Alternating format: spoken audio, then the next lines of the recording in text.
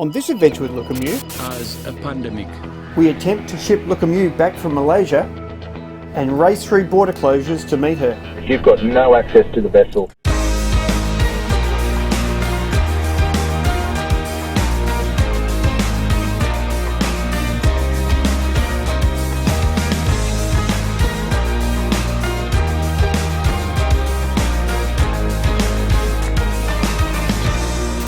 That COVID-19 can be characterized as a pandemic.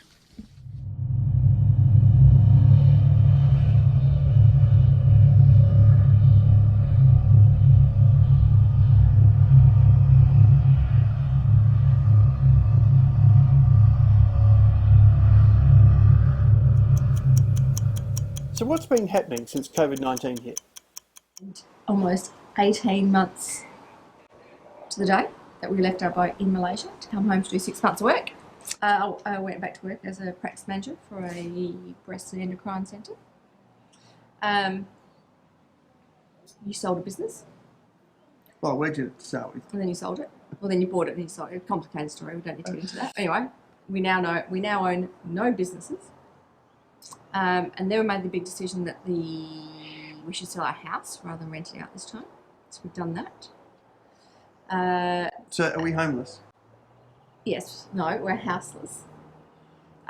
So the plan was to go back to Malaysia and either spend some time in Thailand or sail our boat back to Australia ourselves. Part of that decision-making process was, we'd sailed obviously all the way to Malaysia over a couple of year period, and we were very happy to sail back through Indonesia. Indonesia was fantastic to us and we loved it. Indonesia does have a major problem with COVID at the moment, but they've closed their borders entirely. So where yachts could enter, now they can't at the present time. So the only option for bringing Luki back to Australia was non-stop food. to sail non-stop from Langkawi or Phuket back to Australia, an appropriate check-in port, which Darwin. was about 3 weeks of sailing 24 hours a day, just the two of us, which is not great. And we couldn't really continue cruising. I know some people have, but most countries are closed. A few of them are open, a few of them require quarantine, but most countries, from there on, And- just closed. and You some- will not get a visa. You do not turn up on the doorstep.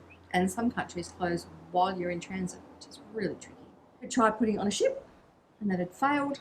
And then we tried again, and the ship got cancelled. And then we tried again, work. And then we thought we'd have one last crack at it. The bigger issue being Langkawi. It needed to be in Penang to get on a ship. There were 4 boats in Langkawi that needed to get to Penang. The shipping line started talking about picking up in Langkawi because Langkawi and Penang are in different states. And then they just went, nah. And the whole country was in lockdown. So you couldn't go between state to state. And so the shipping company was saying, just move the boat to Penang. It's only 60 nautical miles. And that's like, well, that's fine. But people can't move between states when the whole country was in lockdown. So they very much wanted us That to was the pay challenge. a lot of money to them. But we weren't willing to do that until we could get the boat to Penang. And we had 2 shots at it. The first time we tried to get our boat to Penang, disaster. the lady that we employed to move our boat literally 60 nautical miles, not very far, checked out country and then somehow managed to get 2 V-belts. Fan belts, would you call them? They're not fan belts. No, V-belts. it's a V-belt. A V-belt? Yeah. Um, One on each one on engine. each engine.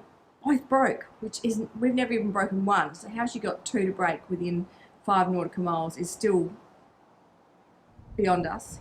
Anyway, did a big loop, got our boat back to Langkawi, right back where we started, and then cost us about $1,000 in repairs, and didn't refund all our money, not all our money, didn't refund the portion of our money that we thought was appropriate given the poor outcome and the amount of work she as per her didn't end up quote. doing. So she had a very detailed quote of what she was delivering, and she refunded a small arbitrary amount of $600 and Aggressively. kept the balance of our $2,200 for basically doing a 10 nautical mile round loop and breaking our boat. Anyway, the people that then took over looking after our boat, or had taken over looking after our boat earlier this year, they eventually agreed with a little bit of begging that they would have a crack at moving our boat to Penang. And that was incredibly stressful from our perspective, but successful. Putting your boat on a ship is extraordinarily expensive. It actually hurts to think about the number, so we don't. But it was that or go back to Malaysia. Added to that, Delta hit Australia. And so originally we had decided to have our boat delivered to Newcastle. However, where is Newcastle? Newcastle is in New South Wales, which is a different state to Queensland where the boat works is or are. And they have been ravaged by the Delta variant of And they are in coronavirus. full lockdown. So we changed our mind and had them plan to deliver it to Mackay, which is in Queensland, much further north. But it meant that we then needed to get from South Australia to Queensland. And there are a few states in between South Australia. Well, actually, you can technically drive directly into Queensland from South Australia, but you'd need some serious off-roading cars, and not with our little Mazda. Wasn't going to happen. So we either had to drive through New South Wales, couldn't do that, Which is the normal path. normal path, the shorter path, or we had to drive through the Northern Territory. But South Australia then went into full lockdown, and Queensland closed its borders. So it didn't matter which way we weren't going anywhere. Couldn't leave our state. No. And so then what we So at decided... that point, we'd sold the house, we'd sold our business. Sold the car. Sold the car, you had left work, and we were ready to leave to get up to Queensland in readiness for the boat to come to Australia. South Australia came out of lockdown, but Queensland hadn't opened their borders to South Australia, even though South Australia was no longer in lockdown.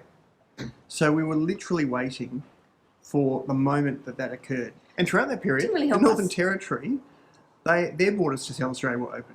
So we could drive the Northern Territory, we just couldn't go to Queensland. We could, in theory, drive to Queensland, but we can't go through New South Wales. And if we did go to Queensland, we'd have to quarantine. And So- you couldn't do that by car. So we thought what we would do was we would drive to the Northern Territory and wait. Because if we figured we had to do 2 weeks of quarantine in Queensland, rather than doing 2 weeks of quarantine in Queensland, we'd just stay in the Northern Territory for 2 weeks. Where we'd have complete freedom. Complete freedom, even though there's not a lot to do. It's a bit harsh, but accurate. And then we would drive to the Queensland from the Northern Territory, because then we would not have been in South Australia in a hotspot for the last 2 weeks. However, As we were driving, everything changed, and Queensland was like, yep, come on in. So we did one night in Koopini, opal mining town. Give it a miss if you need to. We did. it's a hole. And I'm being kind.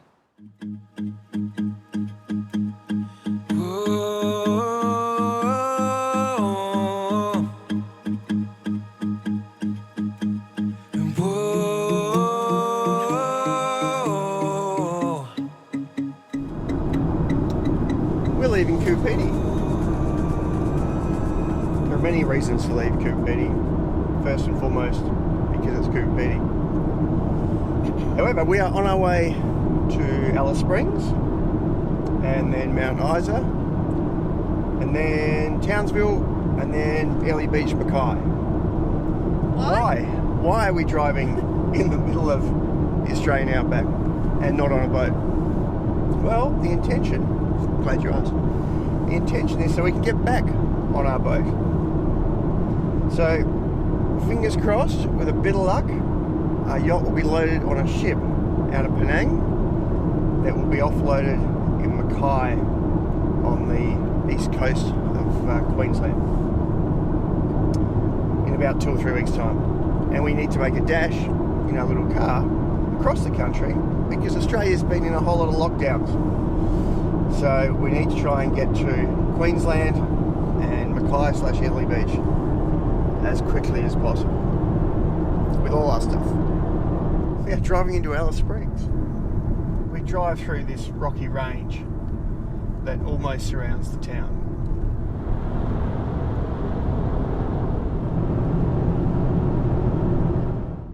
We are in the Northern Territory, nearly at Tennant Creek, and these are the Devil's Marbles. Have a look.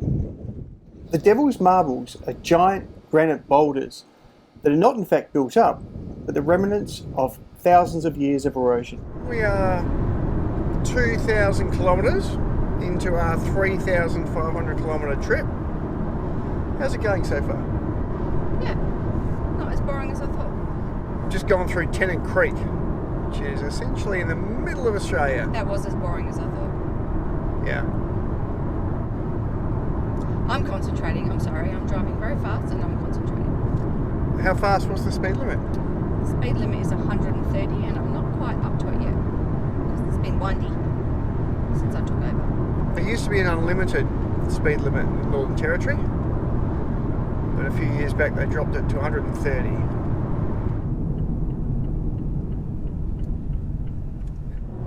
We're turning east to Mount Isa. Going east, not north anymore. And this is now the Barkly Highway. Mount Isa, 646 kilometres. Woohoo! So we've been monitoring Lukimyu's position in Penang and seeing whether or not she has been loaded onto the 7-star ship back to Australia. And in watching that right now, we saw it got really, really close to the ship. Literally looked like it was on alongside, if not had been put on the ship. And now we've seen that it's motored away from the ship, and we don't know why. So we're not sure if it didn't fit, or there's some other problem, or whether or not she's even going to get on the ship. And so we are just feeling a bit stressed right now. So we've just gotten an email from Chris from 7-Star about Lukimyu. What does it say? The Catamaran is on the Yacht. All went okay. So she's on board. Yep. Finally. A year in the making. Yeah. Year and a half. Thank that. It's You been alright? very stressful. Yep. All good. Well, it's Wednesday, and we are off to Mackay from Ellie Beach.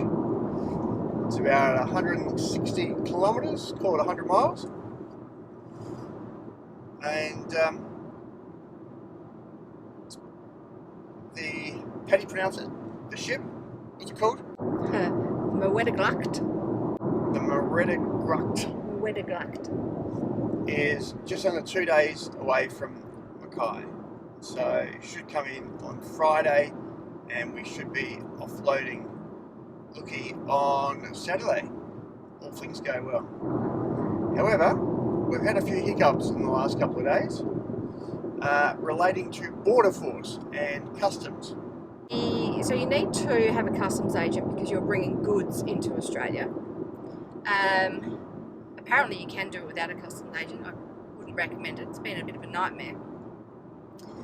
So essentially what they wanted us to prove was that we owned the boat and we weren't importing a boat, and if we were importing a boat then we would have to pay GST and duty on the value of the vessel, the whole value.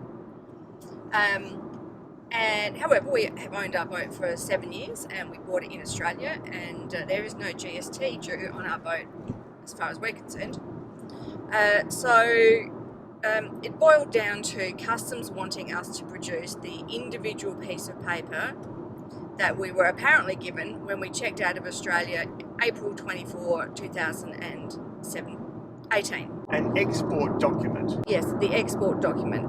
Now, I don't recall having said document. It might be on the boat. Every other country we've gone in and out of, I have scanned and saved all those documents, because the wad of countries and the amount of documents some countries produce is pretty epic, can I say. Anyway, they refused to look up the document themselves, which they would of course have record of, and said, no, you're importing your boat, we're going to charge you the $40,000 GST and duty. Anyway, we've argued the point successfully, with our customs agent, who has then argued the point on our behalf. We think successfully. We think successfully, because we can show the lineage, if you'd like to, for want of a better word, of the boat as to when we bought it, who sold it to us, who they bought it off, who sold it to them, and its original import into Australia. And all of those transactions happened in Australia. We also have proof of our passports of leaving and arriving in a variety of countries. So it's actually pretty obvious that we own the boat and have owned it for very, very, very many years. So we think we've solved that problem. Then the second thing they want to charge us GST and duty on is any improvements or repairs or maintenance we've done for the entire time we've been overseas.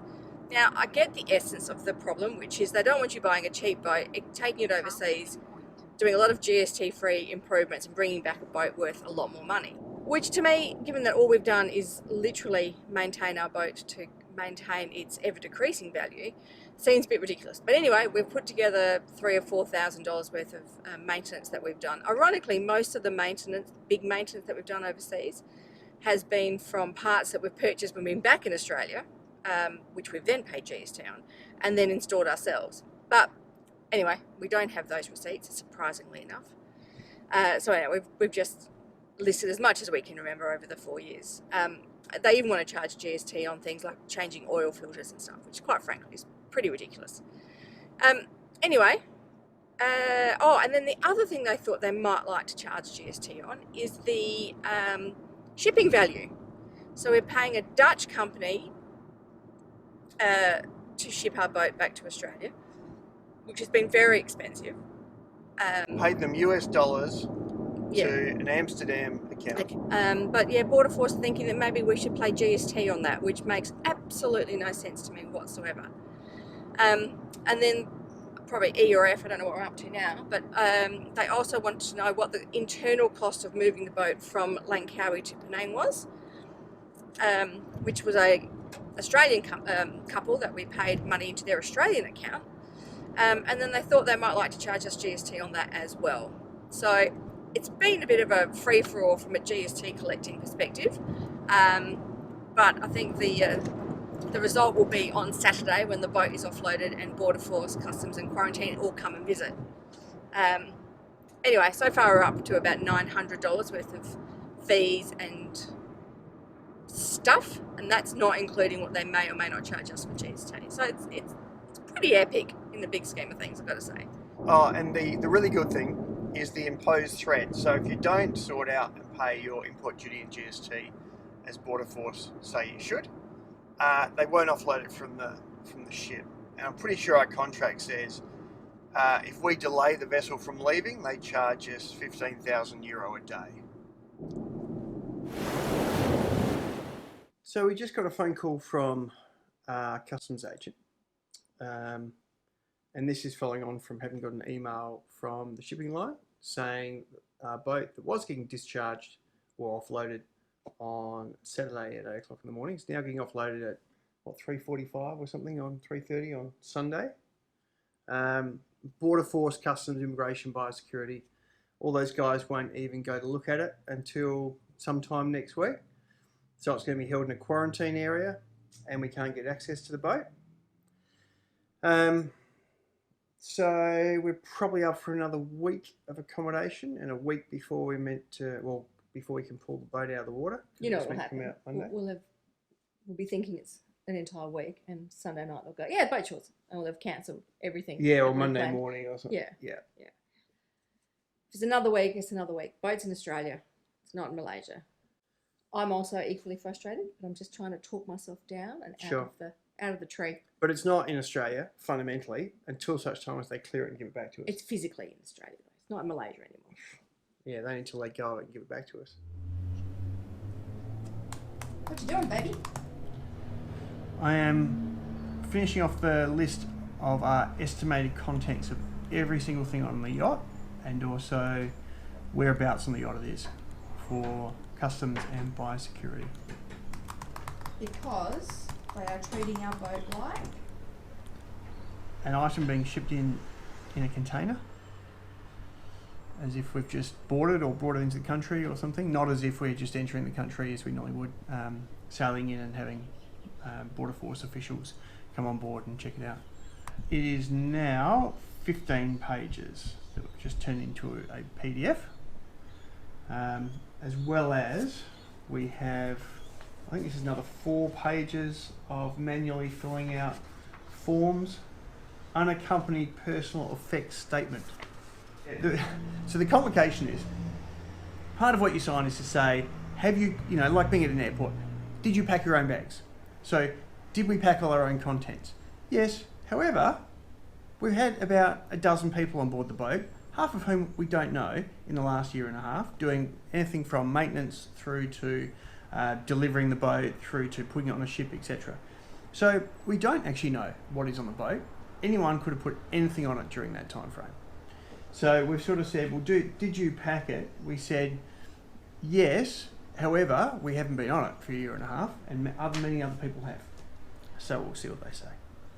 Good thing is, our customs agent has just informed us that they would like us to be present when they go and look on the boat.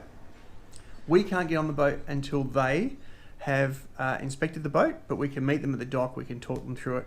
And now that we've finished this document, I think we should print that off so we've got that there on the day to also hand them and show them. And we'll see how we go.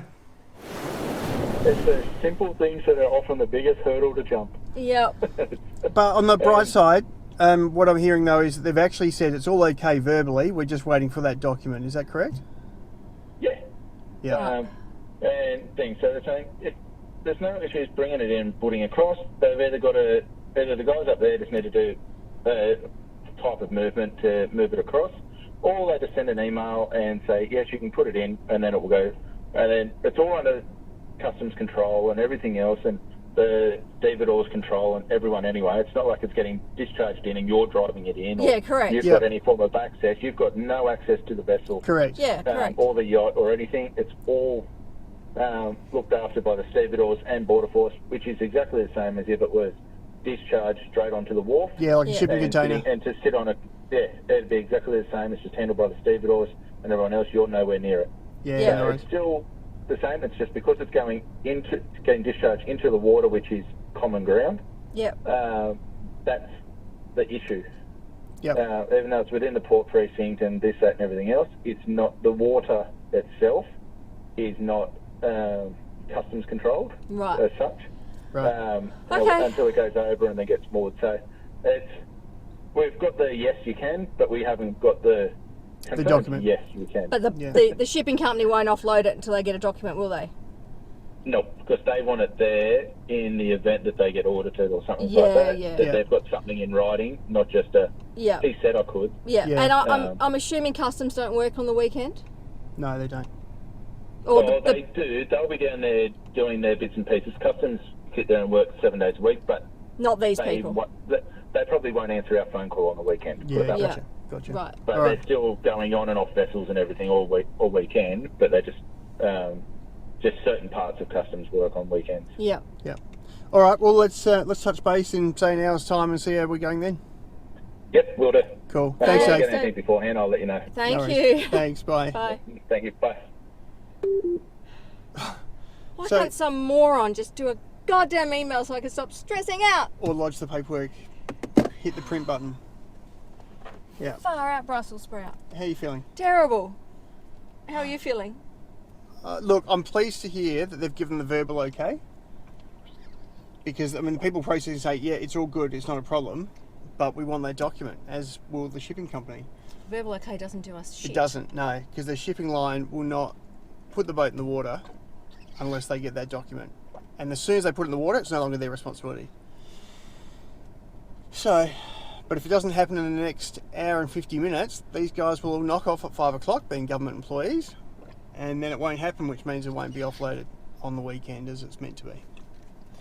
All right, well, we'll touch base in an hour. Finally got the email. It's been waiting for permission to offload our boat. Who knew getting it off the ship was going to be a problem? So 12 of the 13 ships have already been given permission, just our boat that wasn't. So this is the official email from Border Police, I think? Yeah, Australian Border Force.